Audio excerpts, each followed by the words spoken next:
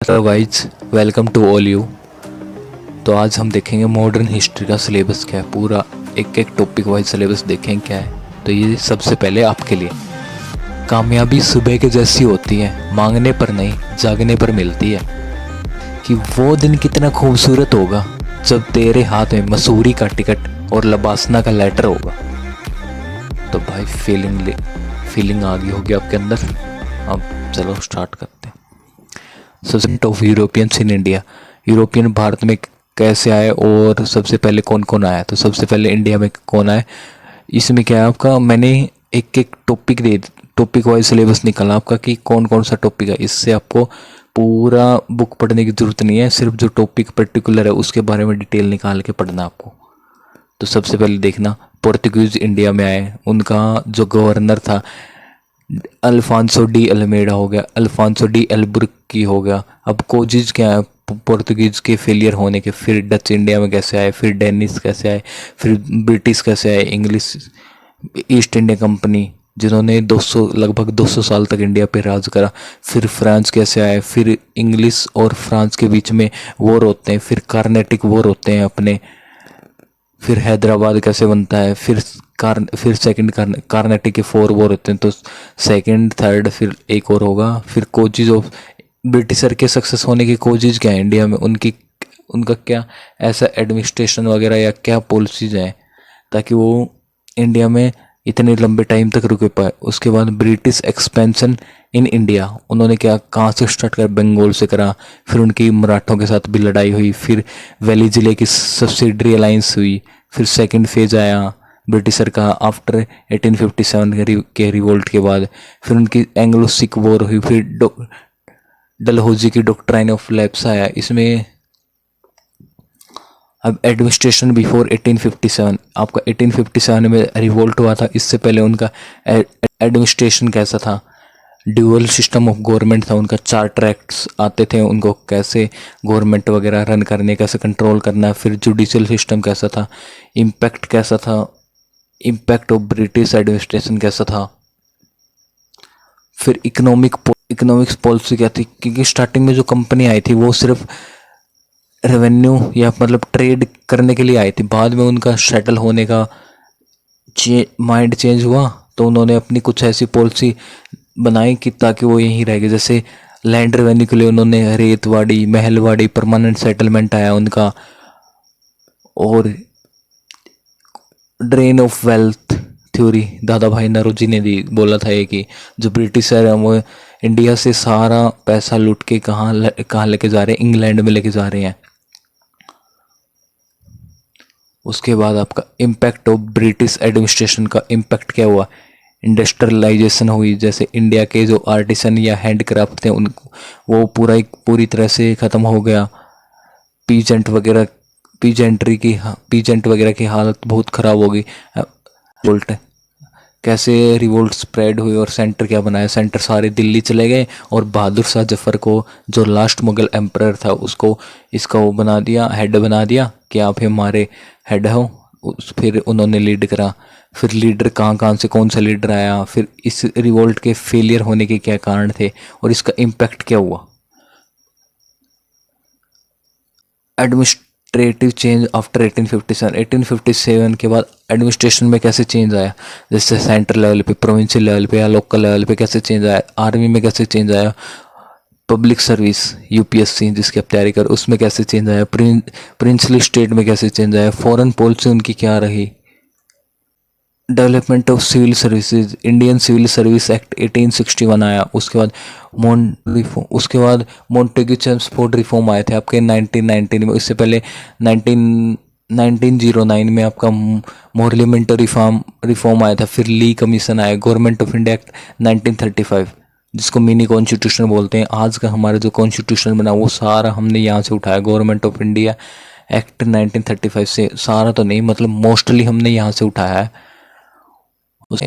Development of education में क्या हुआ आपके, 1813 में क्या चार्टर आया, फिर आपका हंटर कमीशन आया, फिर इंडियन यूनिवर्सिटी एक्ट आया, फिर एजुकेशन अंडर डायरची, फिर Wardha scheme I, Wardha scheme on the basis of education में आई। उसके बाद evolution of British policy of education आया, ब्रिटिश ने अपनी पॉलिसी निकाली, भाई एजुकेशन हम किस हिसाब से देंगे। फिर सोशो रिलीजन रिफॉर्म आए, फैक्टर कोजिंग रिफॉर्म आए, जैसे direction of reform, Hindu reform movement आए, फिर रिफॉर्म मूवमेंट अमंग मुस्लिम में भी रिफॉर्म आए कुछ, फिर सिख में भी फारसी वगैरह, बल्कि हर रिलीजन में टाइम के साथ चेंजेस वगैरह आए, वो भी कैसे आया वो भी देखेंगे हम इसमें। फिर इम्पोर्टेंट पर्सनैलिटीज, यहाँ से एक क्वेश्चन तो कन्फर्म है, मेंस में भी आता है और प्रीलिम्स में भी चांसेस है आने के, पर मेंस में तो किसी न किसी की आइडियोलॉजी पूछ लेंगे, या राम मोहन राय, इनका सोशल वर्क में बहुत ज़्यादा योगदान है। फिर स्वामी विवेकानंद हो गए, स्वामी दयानंद सरस्वती हो गए, ईश्वरचंद विद्यासागर, केशव चंद्र सेन हो गए, महादेव गोविंद रानाडे, एनी बेसेंट होगी, थियोसॉफिकल सोसाइटी। फिर सैयद अहमद खान हो गए, बाबा दयाल दास हो गए, सरोजिनी नायडू होगी, ज्योतिबा फुले, डॉक्टर भीमराव अंबेडकर हो गए, जिनको फादर ऑफ इंडियन कॉन्स्टिट्यूशन बोलते हैं। और पीजेंट और ट्राइबल और अदर मूवमेंट क्या क्या थे, जैसे भील अपराइजिंग कैसे हुआ, संथाल रिबेलियन हो गया, फिर मुंडा रिबेलियन हो गया। फिर पीजेंट में जैसे चंपारण सत्याग्रह, खेड़ा पीजेंट स्ट्रगल हो गया, बरदौली मूवमेंट हो गया, और तेलंगाना मूवमेंट हो गया। ये हम पढ़ेंगे धीरे धीरे, आज एक बार आप सिलेबस समझ लो बस अच्छे से। अब रेवोल्यूशनरी नेशनलिज्म आ गया। रेवोल्यूशनरी कौन थे, जैसे जो कांग्रेस दो पार्ट में डिवाइड हो गई थी, मॉडरेट और एक्सट्रीमिस्ट, गरम दल और नरम दल। उनके अलावा जो रिवोल्ट, ये जो सोचते थे कि सिर्फ लड़ाई करके ही हम आज़ादी पा सकते हैं, तो वो उनको रेवोल्यूशनरी ग्रुप बोला गया था। तो वो कैसे एक्टिव थे उनके बारे में पढ़ेंगे। अब early face of Indian national Congress, INC का फेस क्या हुआ, मॉडरेट का टाइम पीरियड था 1885 से 1905 तक, ओपिनियन अगेंस्ट इकोनॉमिक एक्सप्लॉयटेशन। फिर एडमिनिस्ट्रेटिव रिफॉर्म, कॉन्स्टिट्यूशनल रिफॉर्म आए। फिर एक्सट्रीमिस्ट का फेस आ गया 1905 से 1920 तक, टेरर मूवमेंट हो गई, रेवोल्यूशनरी मूवमेंट हो गया, रीजन फॉर फेलियर, इन्होंने भी कुछ करा था तो इनका फेलियर कैसे हो गया। फिर महाराष्ट्र में एक्टिविटी आई, जैसे न्यूज़पेपर वगैरह इन्होंने निकाली। फिर बंगाल में क्या हुआ, फिर एक सूर्य सेन का क्या योगदान था। फिर रेवोल्यूशनरी एक्टिविटी आउटसाइड इंडिया के बाहर भी हो रही थी ये। फिर difference between moderate and extremist भी पढ़ेंगे। फिर इंडियन नेशनल मूवमेंट आया, फिर आपका पार्टीशन ऑफ बंगाल। मतलब ये सारे टॉपिक हम सीरियल वाइज पढ़ेंगे, डेट वाइज पढ़ेंगे, ताकि आपको कोई भी कंफ्यूजन ना हो। और हिस्ट्री का सबसे आसान वे है कि आपको डेट वाइज हर जगह जो इवेंट हो रहा है बस वो पढ़ने डेट वाइज। जैसे 1905 में बंगाल पार्टीशन हुआ, 1906 में मुस्लिम लीग बनी, 1907 में सूरत में क्या हुआ, सूरत सेशन हुआ था आईएनसी का, इसमें क्या हुआ, एक्सट्रीमिस्ट और मॉडरेट अलग अलग हो गए। फिर 9 में मोरलियोमेंटो रिफॉर्म आया। फिर 1913 में गदर पार्टी बनी। फिर कामागाटू मारू इंसिडेंट हुआ 1914 में। लखनऊ पैक्ट हुआ जिसमें एक्सट्रीमिस्ट और मॉडरेट वापस मिल गए थे। होम रूल मूवमेंट आया। फिर आपका अगस्त डिक्लेरेशन आई।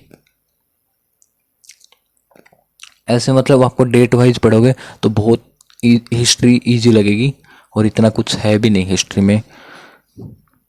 अब देखिए इंडियन नेशनल मूवमेंट कैसे क्या हुआ, वर्ल्ड वॉर 1 का क्या इम्पैक्ट हुआ, चंपारण सत्याग्रह, मतलब इस टाइम पे गांधी जी का, अब मतलब गांधी जी का फेज स्टार्ट हो जाएगा।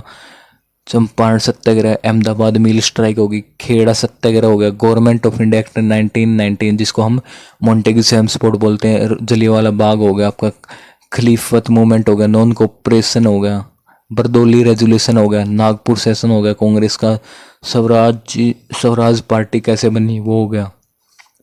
फिर आपका साइमन कमीशन आ जाता है, फिर जिसे राउंड टेबल कॉन्फ्रेंस होती हैं, फिर नेहरू रिपोर्ट आती है, फिर जिन्ना, नेहरू रिपोर्ट में जिन्ना के 14 पॉइंट आते हैं, लाहौर सेशन होता है, उसके बाद इलाहाबाद सेशन होता है, उसके बाद नेशनल मूवमेंट आते हैं, थर्ड फेज आती है अब इनकी।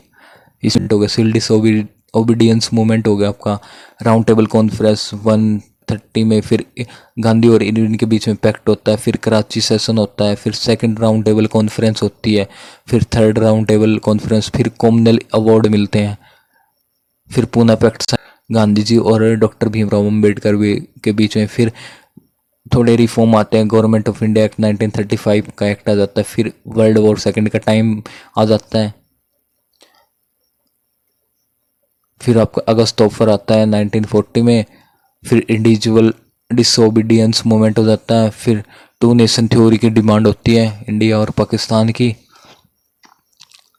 डिमांड फॉर पाकिस्तान होती है, फिर आपका क्रिप्स मिशन आता है, फिर क्विट इंडिया मूवमेंट आ जाता है, फिर आज़ाद हिंद फौज सुभाष चंद्र बोस, फिर इंडियन नेशनल आर्मी की बात होती है, फिर एनए ट्रायल्स होते हैं, फिर आईएन रिबेलियंस होते हैं, फिर राजा गोपालाचार्य का फॉर्मूला आता है 1945 में, फिर देसाई लियाकत पैक्ट होता है, ये कांग्रेस और मुस्लिम के बीच में एक पैक्ट होता है थोड़ा कॉम्प्रोमाइज़ करने के लिए, पर ये भी सक्सेसफुल नहीं हो पाता, फिर कैबिनेट मिशन आता है, फिर वेवल प्लान आता है, फिर जिन्ना डायरेक्ट एक्शन रेजोल्यूशन करता है कि पाकिस्तान की डिमांड अब तो चाहिए भाई, पाकिस्तान चाहिए किसी भी हाल में, फिर आपका माउंट बैटन प्लान आता है 1947, फिर इंडियन इंडिपेंडेंस एक्ट आता है 1947। तो ये था पूरा हिस्ट्री का सिलेबस आपका, एक एक टॉपिक वाइज हमने अच्छे से देखा है। अब हम क्या करेंगे, अब हम अपना जो सिलेबस है वो हम टाइमलाइन के हिसाब से कवर करता है, अब अपना सिलेबस है वो हम टाइमलाइन के हिसाब से करेंगे ताकि आपको कोई भी टॉपिक समझने में दिक्कत ना आए, और हिस्ट्री को आसान बनाएंगे आपके लिए। तो जाते जाते आपके लिए तेरा नशा ऐसा चढ़ा कि रातों की नींदों से ब्रेकअप हुआ पड़ा।